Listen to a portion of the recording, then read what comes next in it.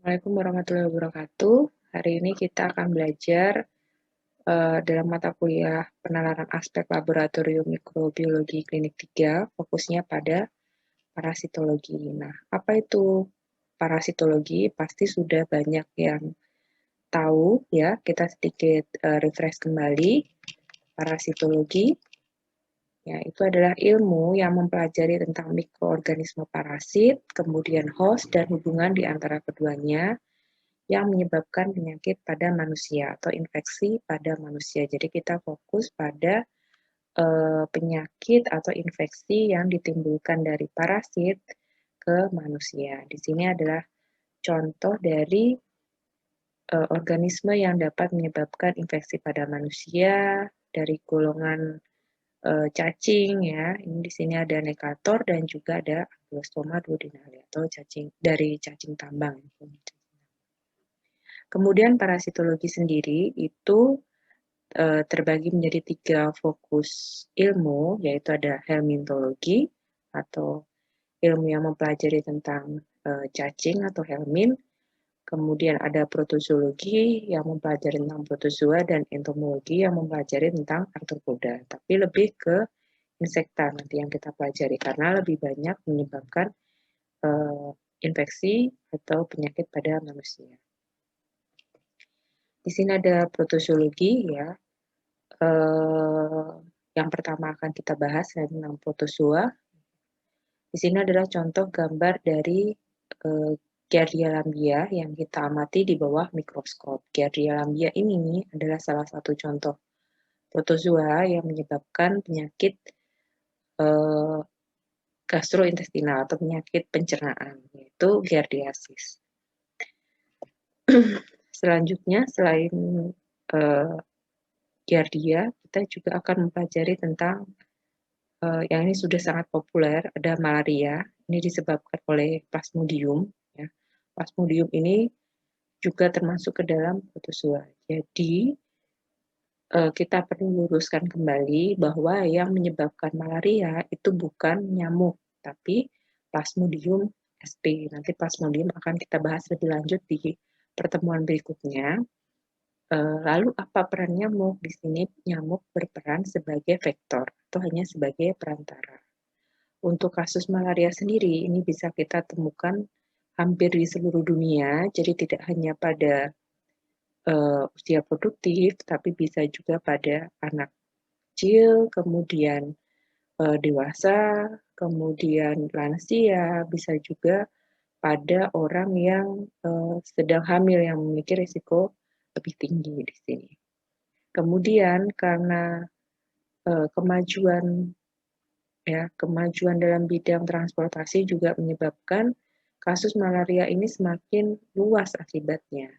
Di sini ada ilustrasi tentang simptom atau gejalanya yang umum kita ketahui ya, dari yang mulai ringan hingga ke yang berat. Di sini ada demam ya, pasti ini suatu respon ya, respon utama jika terjadi infeksi. Kemudian berkeringat, headache, kemudian nyeri pada persendian, mengalami lelah ya, kemudian ada menggigil dan lain-lain ya. Di sini adalah ilustrasi tentang gejala akibat malaria. Nah, untuk TLM sendiri nanti ya diharapkan bisa melakukan membantu dalam penegakan diagnosisnya sehingga bisa mencegah kematian.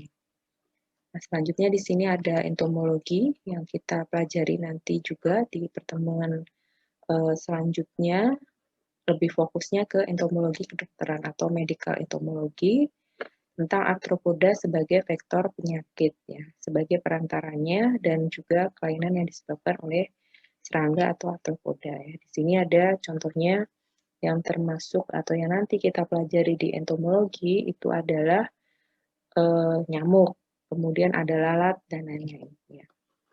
Untuk fokusnya nanti ada entomofobi, kemudian gangguan kenyamanan yang disebabkan oleh arthropoda, blood loss, kemudian toksin dermatosis ya akibat dari infeksi dari arthropoda atau insekta di sini, alergi, measis, dan forensik. Nah, sedikit berbicara tentang forensik, ya, hubungannya apa dengan entomologi? Di sini peran entomologi adalah untuk menduga waktu kematian. Ya. Nah,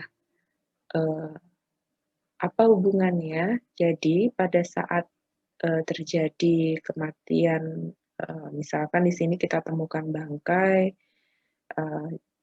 pada kondisi awal yang kita temukan nanti adalah mungkin lalat, ya, lalat muska atau lalat-lalat yang ada di sekitaran rumah, kemudian akan berubah lagi nanti di fase berikutnya saat sudah bloated atau sudah keluar, ya, menggembung, kemudian keluar gasnya sehingga mungkin aromanya lebih kuat, ya, sebagai atraktan untuk lalat, ya, lalat yang menyukai bau yang kuat, contohnya ada Sarcophaga dan lain-lain. Selanjutnya saat mengalami penguraian, ya, nanti serangga yang muncul juga akan berbeda hingga nanti kering, ya, sudah hampir kering, ya. Yang muncul di sini adalah yang paling terakhir kumbang. Jadi kita bisa tentukan waktunya berdasarkan jenis serangga yang kita temukan, ya, dan juga mungkin larva yang stadium larva yang ditemukan itu bisa kita duga waktu kematiannya. Kemudian ini nanti, ya, tentang parasitologi kita belajar tentang protozoa, kemudian ada helmin, ini juga helming dan juga entomologi. Nah, selain kita belajar cacing, ya, pada stadium atau fase atau bentuk dewasa, kita juga akan belajar mengenai cacing, ya, pada stadium telur, kemudian ada lagi stadium larva, ya, dan juga stadium lain yang dapat menginfeksi manusia. Ini sedikit refresh kembali sebelum lanjut ke materi lebih jauh, kita definisikan dulu tentang host atau hospes atau inang, ini sama saja.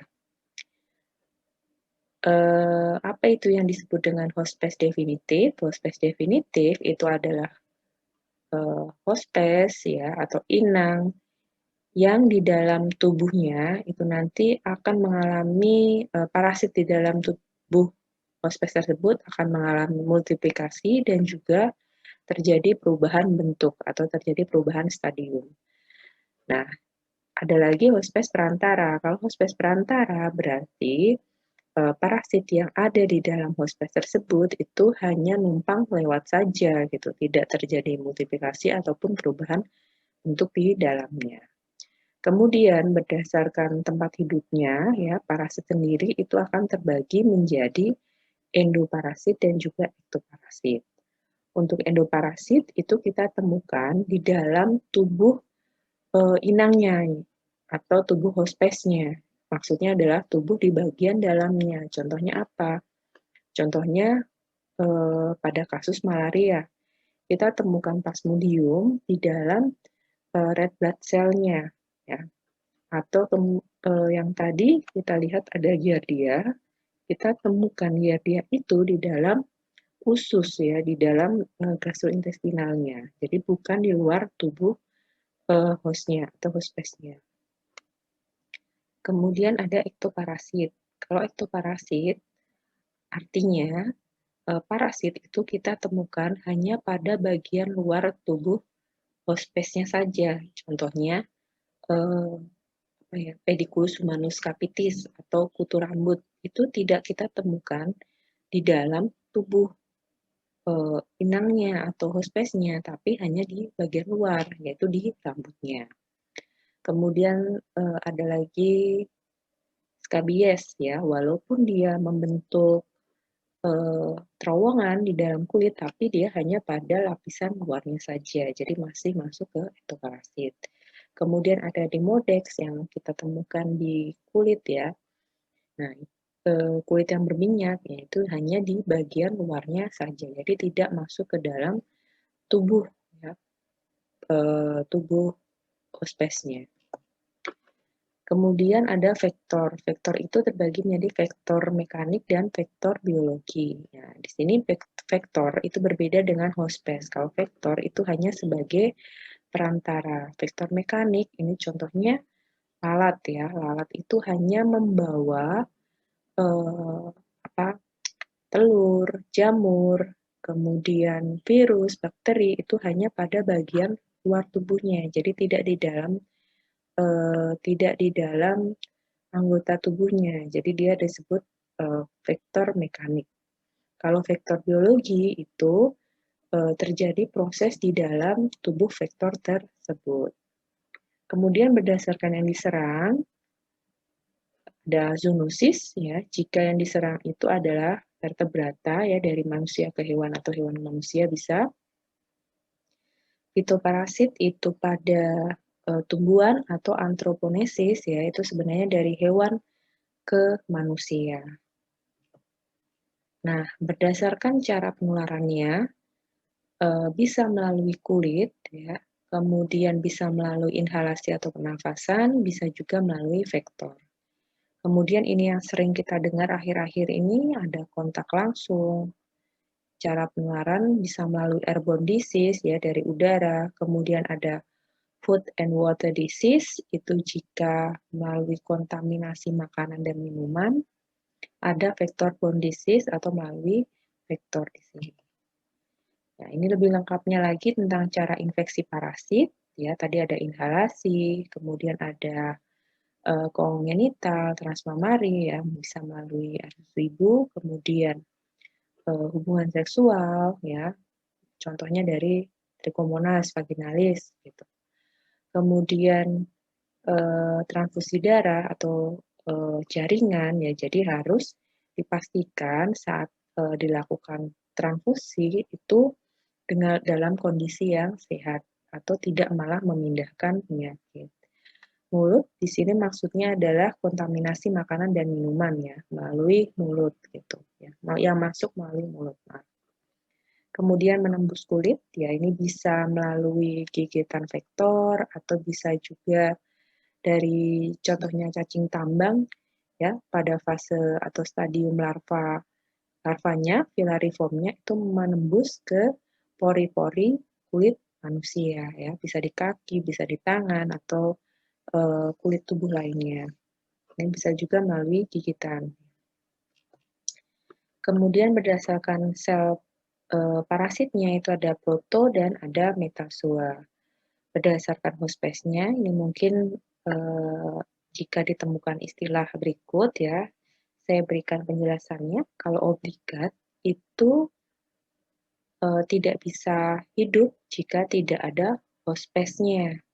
Kalau fakultatif ini parasit itu bisa hidup bebas. Kalau temporer atau intermiten itu parasit bisa hidup bebas sementara dan namun juga tetap memerlukan inang. Untuk parasit yang koprozoik itu hidup pada jasad yang sudah mati ya, pada bangkai. Nah, itu parasit yang koprozoik. Ada juga insidentil. Kalau insidentil ini terjadi atau parasit itu ditemukan pada hospes yang bukan seharusnya atau bukan hospes utamanya. Nah, ini umumnya terjadi jika terjadi kepunahan ya suatu makhluk hidup, maka dia akan mencari hospes yang lainnya ya. Jadi kenapa tidak boleh ya ada kepunahan suatu makhluk supaya tidak muncul masalah baru atau tidak meninggalkan ya atau muncul penyakit-penyakit yang seharusnya ada pada hospes tersebut. Kemudian untuk bahan kajiannya ya, nanti yang kita pelajari lebih lanjut itu adalah tentang morfologi, kemudian daur hidupnya bagaimana ya. Untuk daur hidup itu saya gunakan referensi dari CDC atau Center Disease ya and Prevention ya di sini. Nanti dicek kembali singkatannya. Kemudian ada gejala klinisnya, manifestasi klinisnya, pencegahannya dan juga sedikit tentang pengobatannya. Ini adalah contoh dari siklus hidup dari cacing tambang ya. Bisa saya jelaskan sedikit. Orang yang sakit, jika dia BAB sembarangan atau tidak diobati, kemudian telurnya ini jatuh ke tanah, maka akan mengalami perubahan bentuk ya, matang menjadi atau menetas menjadi larva rapitiform. Larva rapitiform kemudian berkembang menjadi filariform yang ukurannya lebih panjang dan lebih langsing. Nah, jika seseorang yang sehat, kemudian tidak menggunakan alas kaki dan berada pada lingkungan yang mungkin terdapat larva, ya bisa masuk melalui pori-pori. Kemudian di sini muncul tanda I, ini artinya stadium infektif, dan D ini adalah stadium diagnostik atau stadium yang bisa kita lihat di bawah mikroskop. Ya, ini yang bisa kita lihat di bawah mikroskop itu adalah stadium atau bentuk telur. Ya. Sedangkan yang infektif di sini adalah stadium filariform. Kalau seseorang yang tidak menggunakan alas kaki ini bertemu ya dengan larva rapitiform, ya dia tetap tidak akan terinfeksi karena stadium yang bisa menginfeksi itu hanya filariform. Oke, kemudian ini kembali lagi ke protozoa ya. Protozoa ini yang kita bahas nanti yang eukariotik. Nah, gambar Giardia, perbedaan eukariotik dan prokariotik ya. Ini yang kita bahas terlebih dahulu. Perbedaannya di sini adalah untuk yang sel prokariot itu umumnya lebih sederhana. Jadi semua materinya itu terapung di sitoplasmanya saja. Kemudian kalau untuk eukariot ini bentuknya lebih terstruktur, lebih sistematis ya. Jadi bisa kita temukan di sini ada mitokondria, kemudian ada mungkin RE, ya, ada ribosom, kemudian ada nukleus dan nukleolus. Sedangkan di prokariot ini semuanya hampir bercampur ya menjadi satu. Nah, ini untuk ciri protozoa. Cirinya bagaimana? Cirinya di sini adalah merupakan organisme yang mikroskopik, artinya kebanyakan hanya bisa kita lihat di bawah mikroskop, tidak kasat mata. Kemudian dia eukariotik, uniseluler, kebanyakan polimorfisme atau karena adanya banyak stadium ya, banyak bentuknya sehingga disebut polimorfisme. Poli banyak dan morfisme itu bentuk, memiliki banyak bentuk. Habitatnya ada di air, tempat lembab, parasit, atau di organisme lain.